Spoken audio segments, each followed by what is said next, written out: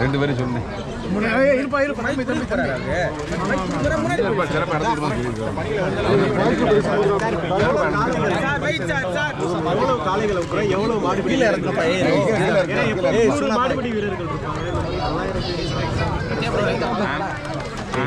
மாண்புமிகு தமிழ்நாடு முதலமைச்சர் அவர்கள் என்னுடைய வழிகாட்டுதலின் பேரு அரசினுடைய விதிகளுக்கு உட்பட்டு நம்முடைய மாவட்ட ஆட்சியர் அவர்களுடைய தலைமையில் ஏறத்தாழ 1100 மாடு நோக்கிறதா முடிவு பண்ணியிருக்காங்க. 900 வீரர்களை களம் இறக்குறாங்க. 900 வீரர்ல இப்ப பழகிருக்காங்க.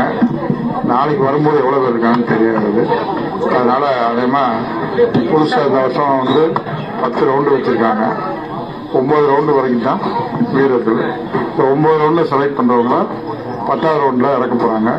ஒரு ரவுண்டுக்கு மேல அடுத்த ரவுண்டுக்கு முதல் ரவுண்ட்ல விளையாடுறவங்களும் அனுமதிக்கிறது இல்லை. அது மாதிரி புதுசா புதுமாறிய அது மாதிரி விதிகளில் உட்பட்டு கொண்டு வந்திருக்காங்க. இது மாவட்ட ஆட்சித்தலைவர், அது போல மாநகராட்சியினுடைய ஆணையர், அதே போல காவல்துறை ஆணையர், எல்லா அது மாதிரி மருத்துவ டாக்டர்ஸ், பின்னதி, ரெவன்யூ எல்லாம் அது மாதிரி நகராட்சி எல்லாரும் சேர்ந்து போன வட்டத்தை விட இந்த வட்டம் சிறப்பாக ஏற்பாடு செஞ்சு ஒரு 1 மணி நேரத்தில் முழுமையா எல்லாம் நிறைவடையும். அதாவது மாண்புமிகு தமிழ்நாடு முதலமைச்சர் அவருடைய சார்பில் சிறந்த மாட்டுக்கு டிராக்டரும், சிறந்த மாடுபிடி வீரருக்கு மாண்புமிகு துணை முதலமைச்சர் சார்பில் காரும். உள்ளூர் மாடுகளுக்கு கோரிக்கை என்னன்னு பாத்தீங்கன்னா, ஒரு அரசு வேலை வேணும். ஏன்னா நாங்க வீரப்பணையை வச்சு விளையாடுறோம். எங்களுக்கு ஒரு அரசு நிலையாய கோரிக்கையா இருக்கு. இது சம்பந்தமா அவங்க துணை முதல்வருக்கு பேசுவதற்கு வாய்ப்பு என்னன்னா அவங்க சொல்ற கோரிக்கையை நம்ம கவனத்துக்கு துணை முதல்வர் கவனத்துக்கு. ஆனா உள்ளூர் மாடுகளுக்கு டோக்கன் கிடைக்கிறேன்னு சொல்லி உங்ககிட்ட வந்து சொல்லியிருந்தாங்க. சட்டத்துக்கு உட்பட்டு யாருக்கும் டோக்கன் கொடுக்கறது இல்லை. முதல்ல அதுவே தவறு. ஆன்லைன்ல இப்ப என் பேர்ல மாடு இருக்குன்னா என் பிஏ மேல ஆதார் கார்டு போனா அது செலக்ட் பண்ணாது. அது மாதிரி சில தவறுனாலும் இது பண்ணியிருக்கோம். மொத்தத்தில் 12,560 மாடு நம்ம பதிவாயிருக்கு.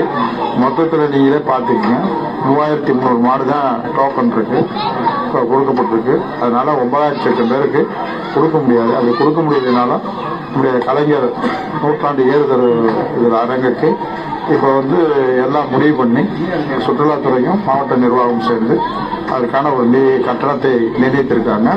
அது பிரகாரம் தொடர்ந்து இங்கே வாய்ப்பு இல்லாதவர்கள் அங்கே ஜல்லிக்கட்டு நடத்துற போது அவர்களுக்கு வாய்ப்பு தரப்படும். இருக்கு அங்க மாவட்ட நிர்வாகமோ நடத்தாது. ஸ்பான்சர் சுற்றுலாத்துறையில மாணவர்கள்னா தனியா இப்ப அந்த கிராமங்கள் இருக்கிறவங்க இல்லைன்னா அதை ஒரு தொகுதி வேறையா விரும்புறவங்க அதுக்கான கட்டணத்தை கட்டி மேல அனுமதி வாங்கி அந்த ஜல்லிக்கட்டு நடத்துறதுக்கு வாய்ப்பு இருக்கு. இங்க வாய்ப்பு இல்லாதவங்கலாம் அங்க கலந்துக்கிறதுக்கு வாய்ப்பு நிச்சயமாக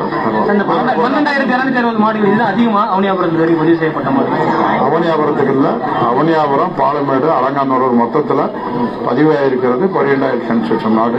அதிகபட்சமாக 1000க்கு 100க்கு மேல அவுக்க முடியாததுனால அது மாவட்ட நிர்வாகமும் முடிவு பண்ணிருக்காங்க.